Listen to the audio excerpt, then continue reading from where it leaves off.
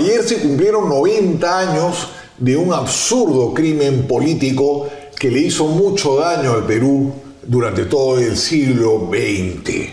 Vale la pena hablar de estos hechos históricos. ¿Qué sucedió? Como bien se ha reseñado hace poco en El Comercio, un artículo que su director ha escrito bastante pormenorizado, bastante bien escrito sobre este lamentable asesinato, el joven aprista Carlos Esther Lafont, que aún no había cumplido los 20 años, asesinó en la Plaza San Martín, en la puerta del entonces Teatro Colón, a José Antonio Miró Quesada y su esposa, la señora Laos, que se dirigían en esos momentos, habían salido del Hotel Bolívar y se estaban dirigiendo a almorzar a Club Nacional. Esther se les acercó por detrás, mató instantáneamente de 1 o 2 balazos, aunque después lo remató también en el suelo, ya estaba muerto, a José Antonio Miró Quesada, y al ver que la señora reaccionaba, la señora cogió su bolso, trató de reaccionar, mató a la señora también. Trató de huir Esther, no pudo huir, porque claro, la Plaza San Martín a esa hora, pues imagínense cómo estaría llena de gente, ¿no? Entonces trató de huir, no pudo huir, se disparó, se hizo 2 disparos, uno en la tetilla y otro en la cara, no murió. Fue detenido, como era menor de edad, no fue ejecutado, no fue fusilado, porque se le aplicaba la pena de muerte en ese momento, y fue encarcelado durante muchos años. Luego Esther salió de la cárcel, se fue a vivir a Venezuela, regresó, trabajó en el Congreso con otro nombre, hubo un escándalo por todo eso, y murió hace no muchos años, creo que residía en Breña.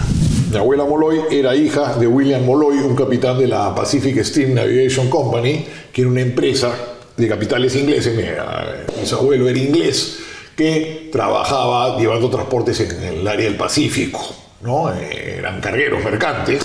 Y el padre de Esther, que era Thomas Esther, era otro británico que se había casado también con peruana, al igual que mi bisabuelo, y eran vecinos allá en el Callao. Entonces lo conocí a Esther y me contó que Carlos Esther siempre había sido una persona difícil, conflictiva, que mi bisabuelo William Molloy había sido su padrino y lo había sacado de la comisaría más de una vez, lo había separado muchas broncas, que el chico era muy loquito.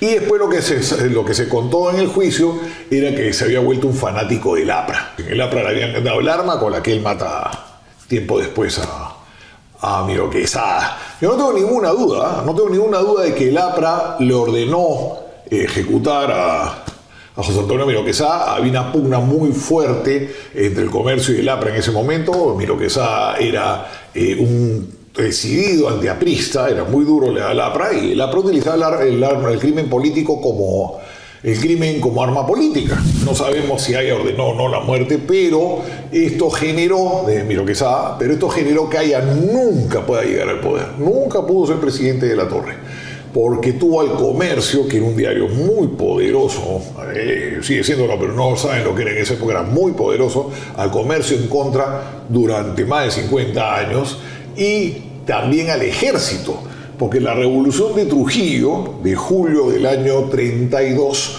un grupo de militares habían sido detenidos, que no se habían plegado a la revolución, habían sido recluidos en la prefectura de Trujillo. El ejército entró a Trujillo a sangre y fuego. Los guardianes de estos militares que estaban en la prefectura de Trujillo permitieron que fueran masacrados. Y ahí nació un odio entre el ejército y el APRA.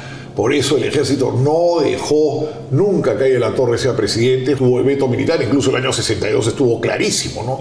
Había ganado ya las elecciones y hubo el golpe. El golpe de Velasco también fue en gran parte motivado por el antiaprismo del ejército, que Haya la Torre iba a ganar por las elecciones en 1969 galopando.